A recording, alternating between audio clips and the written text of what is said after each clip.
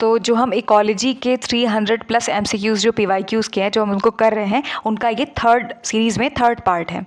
ठीक, तो फिर स्टार्ट करते हैं। जैसे 61 क्वेश्चन नंबर देखे तो pyramid of biomass become inverted, grassland, forest, desert, pond, इसमें से क्या सही होगा? तो पॉन्ड सही होगा। ठीक, नेक्स्ट क्वेश्चन देखते हैं। डिप्लीटेड प्रे बेस में well spell doom for the tigers in protected areas and reserves. Reason दिया है कि mismanagement of the grassland, excessive hunting of the herbivores में result in the decline of the tiger population. तो इसमें आ जाता है कि वेट,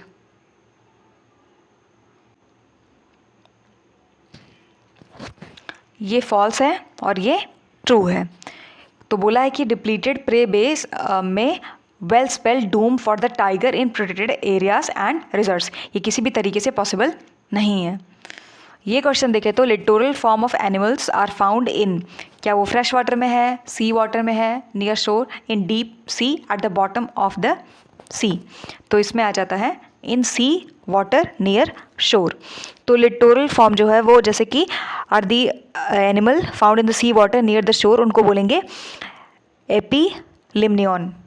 ये एक मतलब कि फैक्चुअल डेटा है पर पूछ सकते हैं।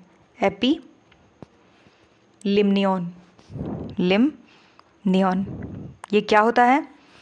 कभी कभी डेफिनेशन यहाँ पे बहुत पूछता है। तो ये होता है लिटोरल फॉर्म, जहाँ पे आप कॉपी में नोट कर सकते हो कि littoral form are animal found in sea water near the shore, वो होता है एपीलिम्नियन। और एनिमल्स जो रहते हैं depth of the oceanic water में, वो होते हैं एबिजल। और a sedentary life on the sea bottom, वो होते हैं benthic animals living in the flowing waters, उनको बोलते हैं लोटिक। तो ये PYQ भी है कि फ्लोइंग वाटर। तो जैसे कि कोई आप ट्रिक बना के याद कर सकते हो, फ्लोइंग इक्वल्स लोटिक, ऐसे करके। Complete eutrophication of a lake renders क्या होता है? तो पढ़ें तो अगर, क्या वो न्यूट्रिएंट रिच एंड प्रोडक्टिव है, न्यूट्रिएंट पुअर अनप्रोडक्टिव है, न्यूट्रिएंट रिच अनप्रोडक्टिव है, या फिर न्यूट्रिएंट पुअर बट प्रोडक्टिव। तो ये आ जाता है हमारा कंप्लीट यूट्रोफिकेशन बोला है तो न्यूट्रिएंट रिच एंड प्रोडक्टिव। देखो, due to addition of domestic waste, जैसे कि फॉस्फेट है, नाइट्रेट है, ये सारी चीज़ें, तो उसके बाद क्या होता है कि और जो डिकम्पोजिशन होता है वेस्ट प्रोडक्ट का वाटर बॉडी में, ये क्या करता है कि जो वाटर बॉडी है उनको बहुत ज़्यादा हाईली प्रोडक्टिव बनाता है, और न्यूट्रिएंट रिच भी, उनको बोल सकते हैं यूट्रोफिकेशन। तो यूट्रोफिकेशन क्या कॉज करता है? हाई BOD, हाई BOD का फुल फॉर्म क्या है? इंपॉर्टेंट है, बायोकेमिकल ऑक्सीजन डिमांड। तो यूट्रोफिकेशन कॉज करता है हाई BOD। ठीक, नेक्स्ट देखते हैं। Where an organism lives and what it does determines its niche, locality, सियर, या फिर बायोटिक पोटेंशियल। तो इसमें आ जाता है कि नीश बोल रहा है कि कोई भी ऑर्गेनिज्म जो जहाँ पे रहते हैं और जो वो करते हैं क्या डिटरमाइन करता है? नीश। तो रोल या कोई भी फंक्शन है एक ऑर्गेनिज्म का, वो होता है इकोसिस्टम। तो इंटर रिलेशनशिप बोले तो वेट, तो यहाँ पे थे, कहाँ पे थे? 65 क्वेश्चन नंबर ना। हाँ, तो रोल या फंक्शन जो है किसी भी ऑर्गेनिज्म का एक इकोसिस्टम में, तो इंटर रिलेशनशिप एक स्पीशीज़ का सभी के सभी बायोटिक या फिर और एबायोटिक फैक्टर्स दोनों को अफेक्ट करते हैं। तो नीश क्या है? ये सबसे पहले किसने यूज़ किया था? फैक्चुअल डेटा है, तो आप कुछ लिखो ना लिखो लेकिन फैक्ट्स को पक्का लिख लिया करो, क्योंकि उसको कई बार पढ़ना होता है ताकि वो शॉर्ट टर्म मेमोरी में रहे। साइकोलॉजी आप अगर पढ़ोगे वो पता होगा कि कुछ चीज़ें ऐसी होती हैं जिनको हमें बार बार रिवाइज करना पड़ता है, शॉर्ट टर्म मेमोरी वाली चीज़ें। जैसे कि आज उसमें एग्जांपल के तौर पे फैक्चुअल डेटा, ये हम लगातार लॉन्ग टर्म मेमोरी में नहीं रख सकते हैं, तो मल्टीपल रिपीटिशन के थ्रू ये चीज़ें कर सकते हैं। इसलिए आपको जहाँ कहीं भी फैक्ट मिलता है और लगता है कि पूछ सकते हैं एग्जाम में, उसको पक्का लिख लिया करो, हाईलाइट भी कर लिया करो। जैसे कि ये जो पार्ट है नीश, तो कॉपी में आप लिख सकते हो कि नीश टर्म किसने दिया था? Niche term first used by Grinnell. स्पेलिंग भी बोल देते हैं कि GRINNELL, ग्रीनेल, इसको भूलना मत। Niche term was first used by Grinnell. Next देखते हैं, environment of an organism includes, क्या इंक्लूड करता है? Atmosphere, hydrosphere, hydrosphere lithosphere, atmosphere, hydrosphere, lithosphere, biosphere, या फिर एटमॉस्फेयर, बायोस्फीयर, क्या होगा? तो यहाँ पे बोला है कि एनवायरनमेंट क्या क्या इंक्लूड करता है। The moment you see this, सिर्फ और सिर्फ ये सही होगा चारों। तो इन्वायरमेंट किसी भी ऑर्गेनिज्म का इंक्लूड करता है atmosphere, hydrosphere, lithosphere, biosphere. Hydrosphere जो है वो total amount of water on the planet है, क्योंकि हाइड्रो का मतलब ये होता है वाटर। फिर आ जाता है जैसे कि लिथोस्फीयर है, इंक्लूड करता है brittle upper portion of the mantle और crust, outermost layer of the earth structure. ठीक, तो आप इसको ज्योग्राफी में भी पढ़े होंगे, वही चीज़ें हैं। प्राइमरी कंज्यूमर्स कौन कौन होते हैं? तो यहाँ पे आप अगर पढ़ो, ओमनीओर्स, कार्निओर्स, हर्बिओर्स, ऑल ऑफ दी अबव। बोला है प्राइमरी कंज्यूमर्स, ये होते हैं हर्बिओर्स। एक बार फिर से रिकॉल करो जो हमने पहले ट्रिक के तरीके से देखा था, पीपी, पीसी, एससी और टीसी, मतलब primary producer, primary consumer, secondary consumer, tertiary consumer. अब प्राइमरी प्रोड्यूसर में जैसे प्लांट्स हैं, ये सारी चीज़ें, प्लांट्स एट्सेट्रा,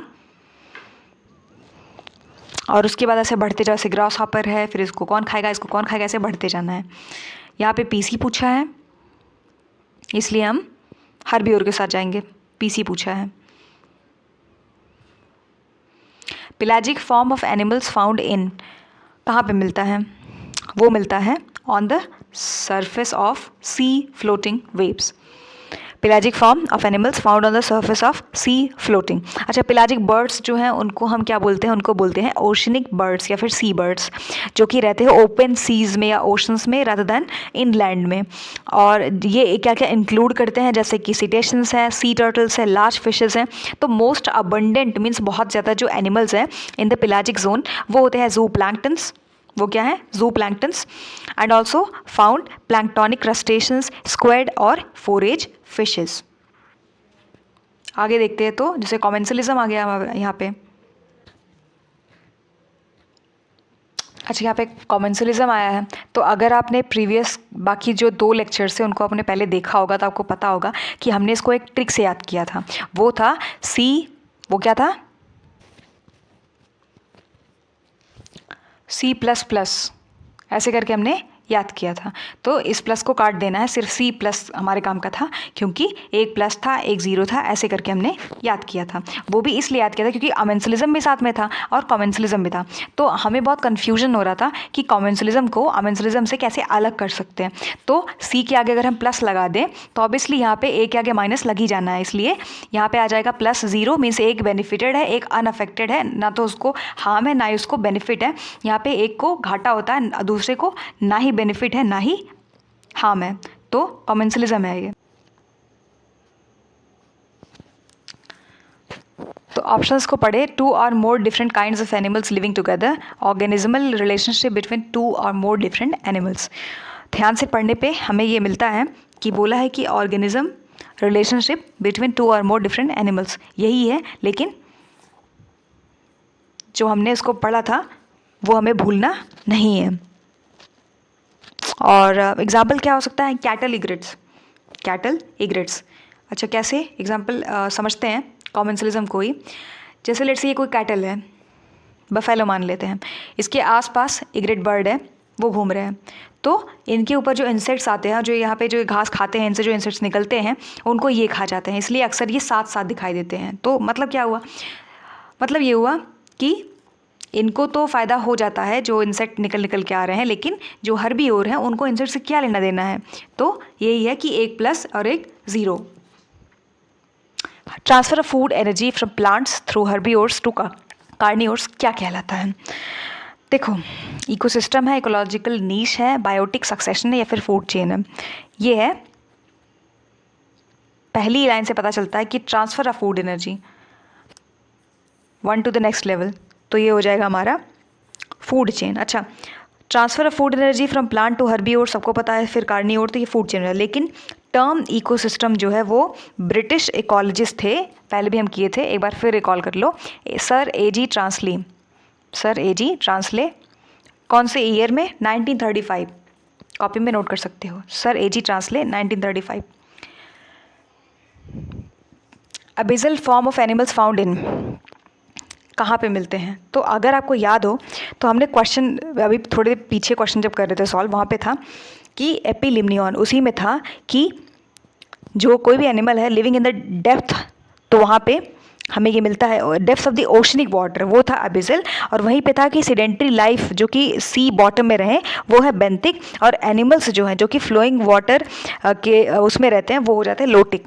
तो यहाँ पे क्या आएगा, abyssal form of animals found in deep sea, पहला ही सही हो गया। Next question, animals which live at the bottom of the sea are called, उसे हम क्या बोलेंगे? बोला है हाँ, तो लेंटिक, बेंजोइक, लोटिक या फिर पिलाजिक। ध्यान से पढ़ें तो आंसर आएगा benthic, animals which live at the bottom of sea. और बेंथिक के एग्जाम्पल क्या हैं? देखो, ओएस्टर है, पर्ल ओएस्टर आपने सुना होगा, वही ओएस्टर, ओएस्टर और क्लैम्स, क्लैम्प्स, ठीक। और पिलाजिक जो जोन है वो है एक इकोलॉजिकल रियाल्म है that includes entire ocean water column. Yellowfin tuna ये इसका एग्जाम्पल हो जाता है। आगे लेंटिक, या फिर ये लेंटिक है तो लेंटिक या स्लो या फिर मोशनलेस बोल सकते हैं, रिफर्स टू स्टैंडिंग वाटर, जैसे कि पॉन्ड है, लेक है, स्वैम्प्स है, मार्शेस हैं, वहाँ पे एग्जांपल स्नेल ले सकते हैं। लोटिक में देखें तो इसमें आ जाते जैसे कि वॉशिंग या running, refers to running water habitats, जैसे कि यहाँ पे स्नेक को देख सकते हैं, टर्टल देख सकते हैं, एलिगेटर्स देख सकते हैं। ये हमारे एग्जाम्पल्स हो जाएंगे। तो अगर आप लिखना चाहते हो एग्जाम्पल तो आप इन सबको लिखो और उसके आगे एग्जाम्पल करके नोट कर सकते हो। एक बार फिर से आपके लिए रिपीट कर देते हैं कि ये जो पिलाजिक है उसके आगे लिख सकते हो कि येलोफिन ट्यूना, ठीक। और जो लेंटिक है इसके आगे नोट कर लो एग्जाम्पल करके स्नेल, घोगा, स्नेल।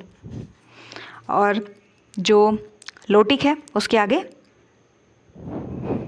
सैट करके याद कर सकते हो। सैट क्या है? S for snake, A for alligator, T for turtle. Which shows intimate heterogeneity association, commensalism, parasitism, predation, commensalism। क्या सही है? Which shows intimate heterogeneity association, बोलने की ज़रूरत नहीं है। Commensalism इंडिकेट करता है by one species get loss, other species neither take loss nor gain. तो अमेंसलिज्म जो है वो बेस्ट एग्जाम्पल होता है हमारा हेट्रोजेनेटिक एसोसिएशन का। फिर से रिकॉल कर लो, कॉमेंसलिज्म में C+ था, अमेंसलिज्म में C- है, आगे 0 लगा देना है, इसको भूलना मत, बहुत ज़्यादा ज़रूरी है, मोस्ट रिपीटेड में से ये है। और बहुत लोग इसमें भी कंफ्यूज होते हैं कि जैसे कि प्रेडेशन है, सबको पता है प्रेडेशन का मतलब हो जाएगा 1 + 1-। पैरासिटिज्म में भी सेम है 1 + 1-। लेकिन एक बात बताओ, कंपटीशन में बहुत लोग लगा के आ जाते हैं 1 + 1- कि एक तो हारेगा एक तो जीत जाएगा। नहीं भैया, कंपटीशन में माइनस और माइनस होगा, भूलना मत। One species inhibit the growth of another species but does not feed on it. क्या होगा ये? क्या वो कॉमेंसलिज्म है, म्यूचुअलिज्म है, कोऑपरेशन है, अमेंसलिज्म है? इसका आंसर हो जाएगा अमेंसलिज्म। देखो, वन स्पीशीज इनहिबिट मीन्स रोकता है growth of another species but does not feed on it. तो ये एग्जांपल है amensalism. It is the association between organism of 2 different species, जिसमें कि एक तो इनहिबिटेड है, डिस्ट्रॉयड है, अदर जो है वो अनअफेक्टेड है। वही आ गया कि एक माइनस है एक ज़ीरो है। और इसका एग्जाम्पल हो जाएगा जैसे एंटीबायोसिस एग्जाम्पल है। जहाँ कहीं कॉपी में अगर कुछ नोट कर रहे हो तो एंटीबायोसिस भूलना मत। इसमें जो एग्जाम्पल है बहुत रिपीटेड है, पूछा जाता है। एंटीबायोसिस लिख लेना, जिसमें होता क्या कि एक ऑर्गेनिज्म है जो कि अनअफेक्टेड है और दूसरे जो है killed by the chemical secretion. Commensalism हम पहले भी पढ़ चुके हैं, कॉमेंसलिज्म में प्लस आता है और 0 आता है। नेक्स्ट क्वेश्चन देखते हैं। One species inhibit growth of other, commensalism है, अमेंसलिज्म है, प्रेडेशन या फिर पैरासिटिज्म है। तो इसमें हमारा आंसर हो जाएगा अमेंसलिज्म। अभी हम इसको पढ़ के आए हैं, ये आएगा अमेंसलिज्म पढ़ के आए हैं। One benefited other neither benefit nor harmed. क्या होगा? अब इसको तो आप खुद से सॉल्व कर ही सकते हो, फिर भी करते हैं। One benefited 1 + other neither benefit nor harm 0 + 0। यही है C+. Next question, approximately what amount of energy available to one trophic level from its predecessors. क्या होगा? तो ये आ जाएगा 10% रूल. सब लोग ने पढ़ा होगा 10% रूल क्या होता है. नेक्स्ट क्वेश्चन देखें तो, study of communities in relation to their environment, synecology, ethology, autecology या फिर पेडो इकोलॉजी. क्या सही होगा इसमें से? इसमें से synecology. Study of communities in relation to their environment वो है सीन इकोलॉजी. और आर्ट इकोलॉजी क्या होता है? आर्ट इकोलॉजी क्या है? ये है study of individual species in relation to their environment. Pedoecology क्या है? ये है branch of science which deal with the study of soil. जहाँ कहीं PEDO लिखा रहता है अक्सर उसका मतलब सॉइल से रिलेटेड होता है. Next question, which will not promote coevolution, parasitic, mutualism, interspecific competition, commensalism. क्या होगा? Which will not promote coevolution, commensalism. तो पैरासिटिज्म में क्या है कि ये तो एसोसिएशन है जो कि प्रमोट करेगा को इवोल्यूशन को. एक स्पेशीज स्केल्ड हो जाएगा, अदर बेनिफिटेड. तो यहाँ पे प्लस और माइनस का साइन आएगा पैरासिटिज्म. म्यूचुअलिज्म में क्या है कि दोनों का ही प्लस प्लस है, दोनों को बेनिफिट होगा. कॉमेंसलिज्म में जैसे कि orchid growing on a branches of tree branches. Commensalism जो है वो कभी भी को इवोल्यूशन को प्रमोट नहीं करेगा. आगे देखते हैं. Two communities belonging to two different species share same food and space and members of the one. इनमें से एक के मेंबर जो है वो क्या करते हैं? फाइट करते हैं. And kill members of the other but do not eat them. इस एसोसिएशन को क्या बोलेंगे? तो बोला है कि दो कम्युनिटीज़ हैं belonging to two different species. दो डिफरेंट स्पीशीज़ से बिलोंग करते हैं. सेम खाना है इनका, सेम रहना है इनका, लेकिन इनमें से मेंबर ऑफ वन, किसी एक के स्पीशीज़ के मेंबर क्या करते हैं? फाइट करते हैं और मार देते हैं, लेकिन खाते नहीं हैं. क्या होगा? क्या वो प्रेडेशन है, पैरासिटिज्म है, कॉमेंसलिज्म है या फिर कॉम्पिटिशन है? वो है कॉम्पिटिशन. तो कॉम्पिटिशन जो है इंटर स्पेसिफिक होता है और इंट्रा भी होता है. इंटर मतलब बिटवीन टू डिफरेंट और इंट्रा मतलब with in same. Population interaction पे कल या परसों तक एक वीडियो बना देंगे, इंपॉर्टेंट है. उसमें क्या इंक्लूड किया जाएगा? जैसे कि जो NCERT है उसके सारे एग्जाम्पल्स, क्योंकि हमारे एग्जाम में NCERT भी कभी कभी पूछता है. तो NCERT के पॉपुलेशन इंटरेक्शन का पूरा जो इंपॉर्टेंट फैक्ट्स है वो सब, और प्लस जो बाकी बुक है उनके भी इंक्लूड कर लिए जाएंगे. ठीक, उससे क्या होगा कि हमारा पॉपुलेशन इंटरेक्शन से कोई भी क्वेश्चन छूटने वाला नहीं है. Atmosphere of earth at the time of origin of life कैसा था? न्यूट्रल था, ऑक्सीडाइजिंग था, रिड्यूसिंग था, रिड्यूसिंग एंड ऑक्सीडाइजिंग था. कैसा था? तो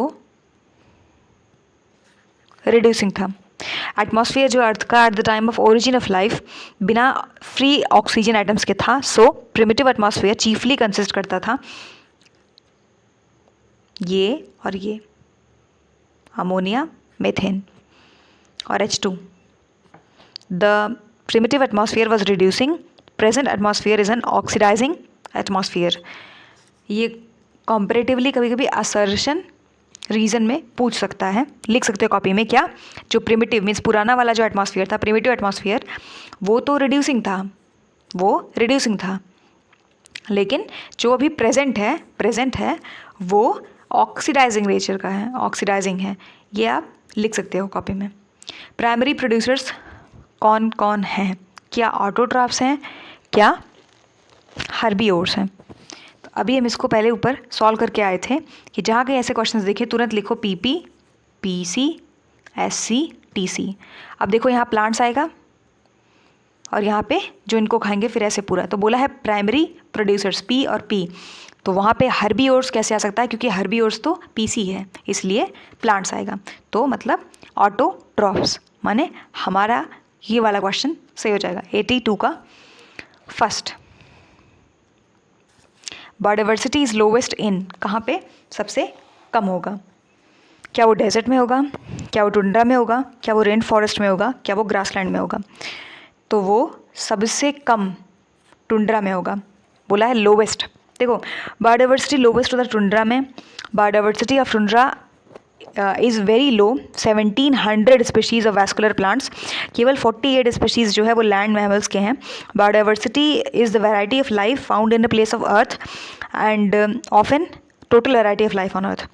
नेक्स्ट क्वेश्चन देखते हैं। They are aquatic microorganisms having little or no power of locomotion, move in water at the mercy of water movements। क्या वो नेक्टन है, प्लूस्टन है, प्लैंकटन है या फिर सिस्टन है? तो वो प्लैंकटन है।